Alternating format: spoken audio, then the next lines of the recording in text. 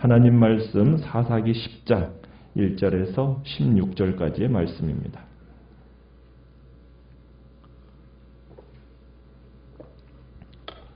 사사기 10장 1절에서 16절까지의 말씀을 교독하겠습니다. 아비멜렉의 뒤를 이어서 이사갈 사람 도도의 손자 부하의 아들 돌라가 일어나서 이스라엘을 구원하니라. 그가 에브라임 산지 3일에 거주하면서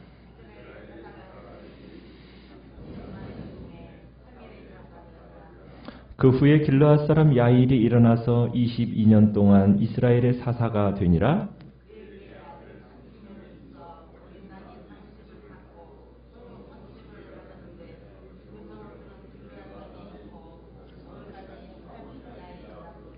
야일이 죽음에 가몬의 장사 되었더라.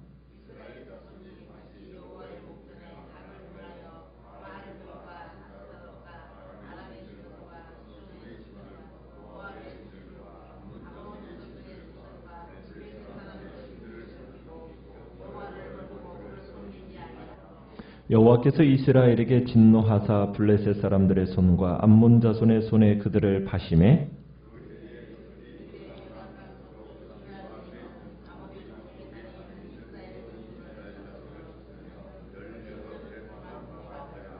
암몬 자손이 또 요단을 건너서 유다와 베냐민과 에브라임 족속과 싸움으로 이스라엘의 곤고가 심하였더라.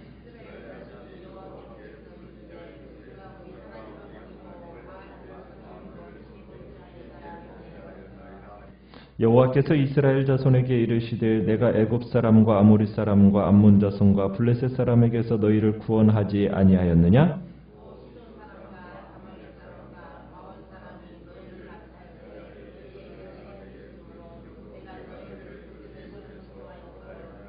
너희가 나를 버리고 다른 신들을 섬기니 그러므로 내가 다시는 너희를 구원하지 아니하리라.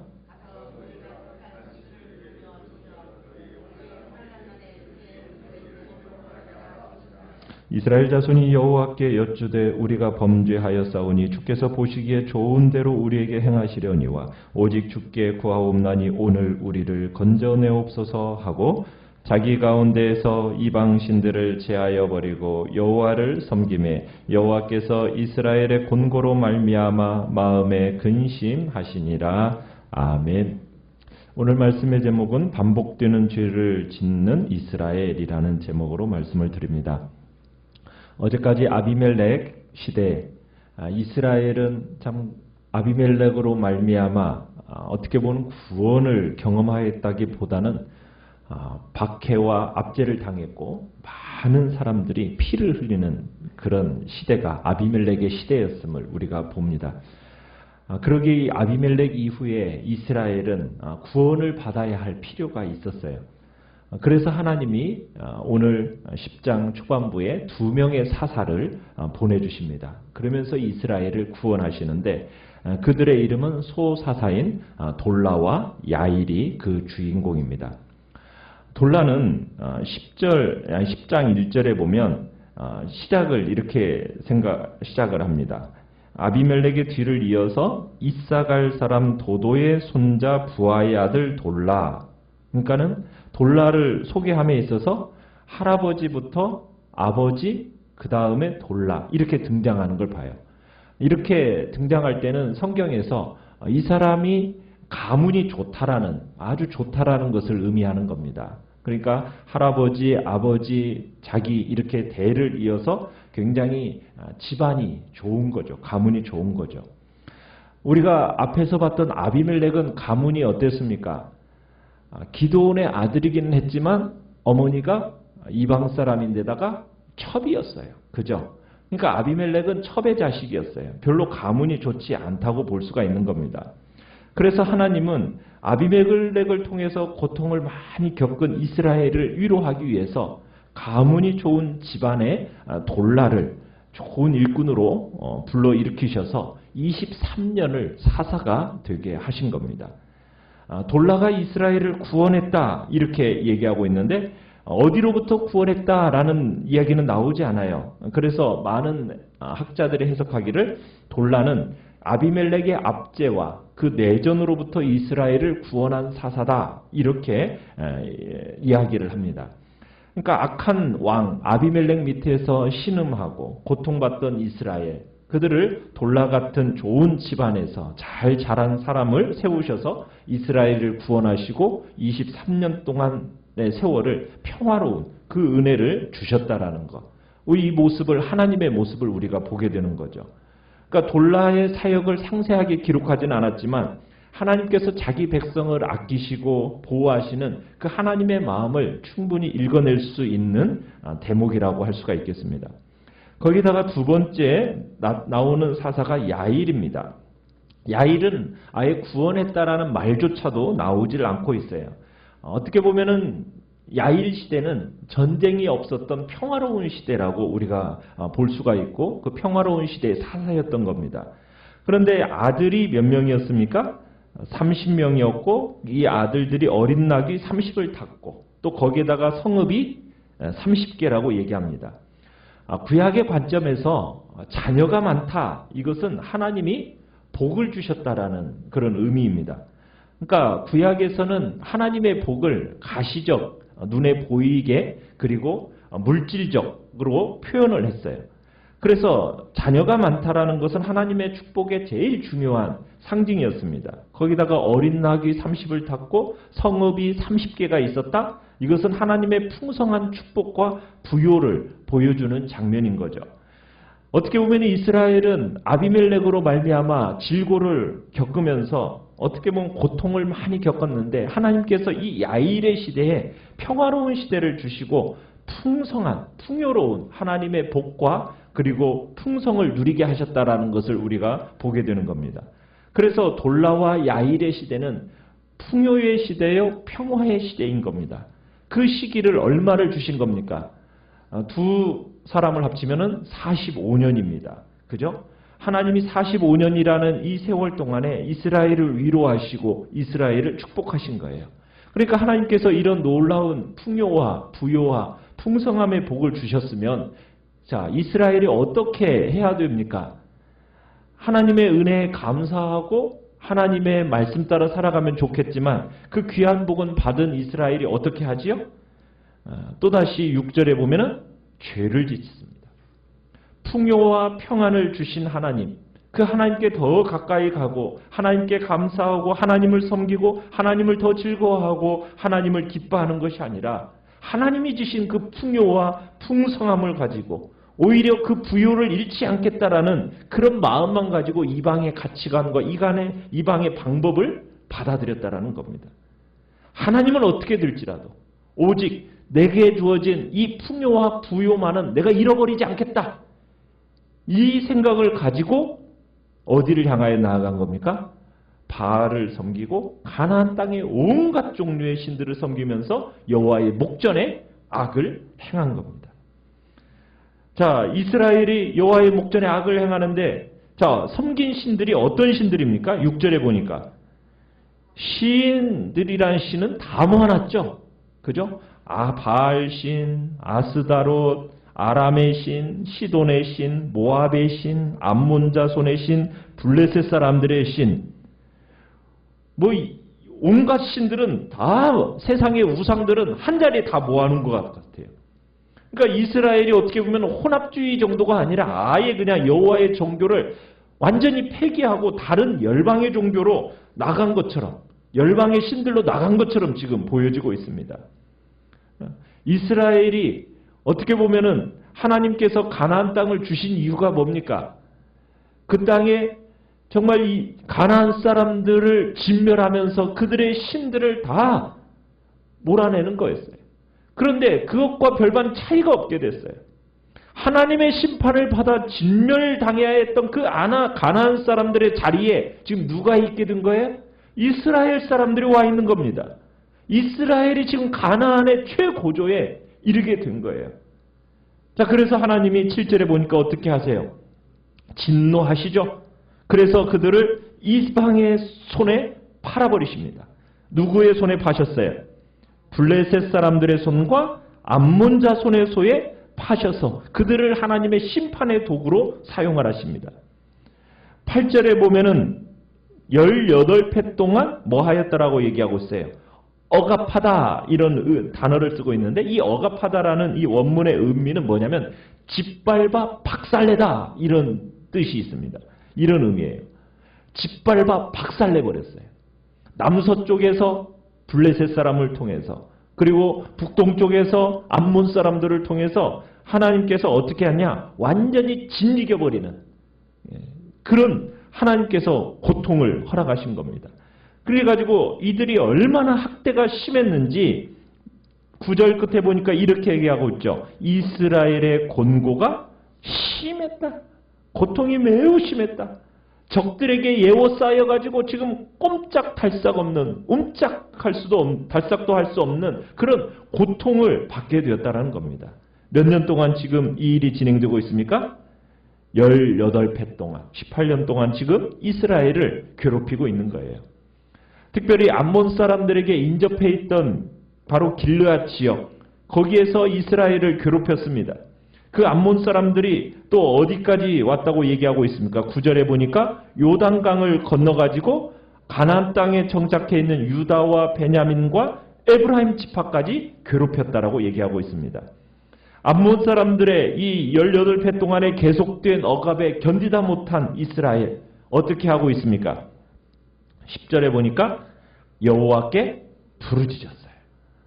이번에는요 아프다고만 소리 지르지 않았습니다. 뭐까지 지금 고백하고 있어요. 자신들의 죄악까지 고백을 덧붙이면서 정말 하나님 앞에 부르짖고 있어요. 범죄했다고. 자신들이 처해 있는 이 정황이 얼마나 어려웠는지를 암시하고 있는 거죠. 자, 그러면은 하나님께서 이 회개하는 이들에게 어떻게 하실까요? 구원자를 세우셔서 전에는 사사를 세우셔서 구원하셨잖아요. 그런데 이번에는 구원자를 세우시지 않습니다. 오히려 뻔뻔스럽다라고 야단을 칩니다. 지금 어떻게 보면 이스라엘 백성들이 처음으로 자신의 죄를 고백하고 있어요. 그런 이스라엘에게 하나님께서 몇 가지 예를 들어서 말씀을 하십니다. 11절부터 보면 과거 이스라엘에게 내가 베풀어줬던 그 구원의 은혜가 무엇인지를 몇 가지 예로 들어서 말씀하시는데 하나님이 누구로부터 이 이스라엘을 구원하셨는지를 얘기하고 있습니까? 첫 번째로는 내가 애굽 사람, 그 다음에 아모리 사람, 그리고 암몬 자손, 블레셋 사람, 또 12절에는 시돈 사람, 아말렉 사람, 마온 사람 이들로부터 이 7민족들로부터 하나님이 이스라엘을 구원한 일을 회고하시는 거예요. 그러면서 뭐라고 얘기합니까? 내가 너희들 이렇게 구원했는데 13절에 너희가 나를 버리고 다른 신들을 섬겼다. 그래서 내가 너희를 다시는 구원하지 않겠다. 그러면서 14절에 가서 뭐라고 얘기합니까? 너희가 택한 신들에게 부르짖어봐라. 너희 환난 때에 그들이 너희를 구원하게 해봐라. 그러면서 하나님이 지금 내가 너희를 구원하지 않겠다고 아주 냉소적인 반응을 보이십니다. 공경에 처할 때마다 하나님께 와서 부르짖은 유일한 이유는 오직 그냥 적들의 손에서 벗어나기 위한 거였지 하나님을 경배하고자 하는 마음이 없었다라는 거예요. 이스라엘이 여호와께 예배해야 되는데 그 예배해야 할 하나님이 아니라 오히려 그냥 필요할 때만 하나님 앞에 찾아와서 부르짖고서는 좋아지면은 하나님을 버리는, 하나님을 향하여 마치 자신을 이용하려는 수단으로 사용하는 그런 지금 이스라엘을 향하여 하나님이 나는 너희 안 도와주겠다. 나 더 이상 구원하기 싫다. 그러면서 지금 하나님이 니들이 택한 신들한테나 가봐. 이렇게 말씀하고 계시는 거예요. 그러니까 하나님이 자신은 이용만 당하고 계속 버림당했다라는 그 하나님의 이 경험의 마음을 지금 표현하고 계시는 거예요. 하나님하고 이스라엘이 결혼한 사이입니다. 결혼한 이스라엘이 하나님을 버리고 남편을 버리고 다른 사람들에 가서 놀다가 꼭 환난을 당하고 어려움만 당하면은 남편이신 하나님을 찾아와가지고 부르짖는 거예요. 그러니 매번 버림받는 이 하나님의 입장에서는 분통이 나는 거죠. 좋으면은 세상으로 나가서 실컷 마음대로 즐기다가 어려움만 생기면 하나님 앞에 와서 부르짖는 여러 번 배신을 당하다 보니까 열받는 거죠, 하나님이. 그러니까 난 더 이상 이런 식으로 당하지 않겠다 말씀하시면서 의지를 선언하시는 거예요. 내가 너희들한테 더 이상 이용당하고 싶지 않다. 어떻게 보면 이스라엘애가 지금 딜레마에 빠지게 된 겁니다. 전에는 부르짖기만 하면 도와주시던 하나님이 이제 난색을 표하시는 거예요. 돕기를 거부하시는 거예요. 자, 그런 하나님 앞에 지금 이스라엘이 어떻게 행동을 합니까? 15절에 이스라엘 자손이 어떻게 해요? 너희가 섬기는 우상에 가서 부탁해봐! 이렇게 말씀하시는 하나님 앞에 더 강력하게 호소를 합니다. 우리가 죄를 지었습니다. 주님 뜻대로 다 하십시오. 그러나 오늘만은 제발 우리를 구출해 주십시오. 상황이 얼마나 절박했는지 지금 이스라엘이 여호와를 향한 마음을 보여주기 위해서 또 자신들이 섬겼던 우상 이방신들을 어떻게 합니까? 다 제거를 합니다. 그리고 여호와를 섬깁니다. 그러자 이번에는 누가 딜레마에 빠지셨어요? 하나님이 딜레마에 빠지셨어요. 하나님이 뭐예요? 마음에 뭐가 생기셨어요? 근심이 생기셨어요. 여호와가 어떻게 보면 정서적인 갈등을 겪고 계시는 듯이 지금 그런 모습을 보여주고 계시는 거예요. 하나님께서는 이스라엘이 당하는 그 고난과 수고를 보시고 마음에 근심하셨다. 여러분, 우리가 믿는 하나님은 이런 분이시에요. 우리가 의지하고 우리가 붙들고 우리가 찾고 우리가 구하는 하나님은 바로 이런 분이시란 얘기입니다. 우리는 그 하나님께 살려주실 때까지 나아가야 돼요. 우리를 새롭게 빚어내실 때까지 우리는 그분께 부르짖어야 돼요. 그래서 하나님께서 누구를 세워주십니까? 다시 사사를 세워주세요. 입다를 세워주시죠. 이스라엘 백성들, 정말 하나님의 긍휼이 아니면은 우리는 살 길이 없습니다. 라고 하면서 절박한 심정을 가지고 정말 하나님 앞에 하나님이 도와주시지 않으면은 회복이 불가능합니다. 그런 줄 알고 하나님을 붙드는 거예요. 낙심함이 없이. 하나님 앞에 끝까지 나아가는 거예요. 절대로 뒷걸음질 치지 말고 하나님 앞에 낙심함 없이 그렇게 기도하며 나아가는 일을 정말 여러분 반복할 때 하나님께서 구원하여 주십니다. 왜? 하나님은 변함이 없는 분이시고 하나님의 고개를 돌리시는 것 같지만 그러나 우리를 향해서 고통받고 수고하고 우리가 조롱거리 되는 것 하나님이 보시면서 마음 아파하세요. 하나님은 우리를 보시면서 절대로 고소해 하시는 분이 아닙니다. 왜? 우리는 하나님의 뭐이기 때문에? 자녀이기 때문에. 자녀라는 이 부분은 변함이 없는 거예요.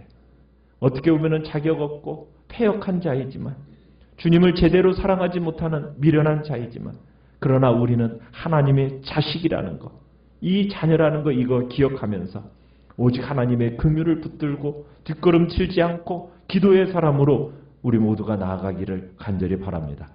이 시대 속에서는 이렇게 하나님 앞에 부르짖으며 나아가는 기도의 사람이 필요합니다. 하나님 앞에 정말 오늘 한날도 그 하나님 결코 변함없이 신실하시게 오늘이나 내일이나 우리의 인생 속에서 끝까지 우리를 붙들고 계시는 아버지 하나님을 붙들면서 오늘도 믿음으로 전진하는 귀한 시간이 되시기를 간절히 축원합니다. 오늘 말씀을 생각하면서 기도하시고요.